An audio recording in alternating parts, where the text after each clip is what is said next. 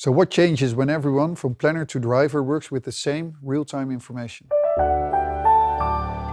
What you get is that everyone shares the same truth.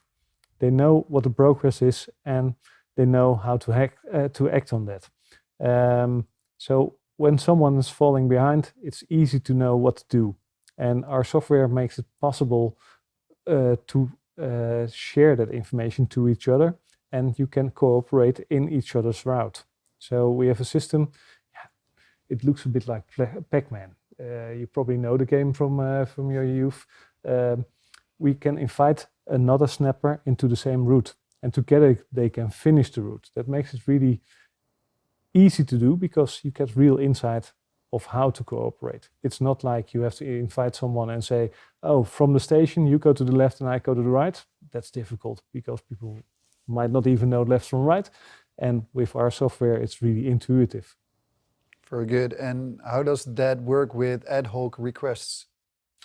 Well, it's really easy to give information to each other. So if there's an exception and you need to act on that, you share the information and people can follow up on that in an easy way. And you get better cooperation and the miscommunication disappears.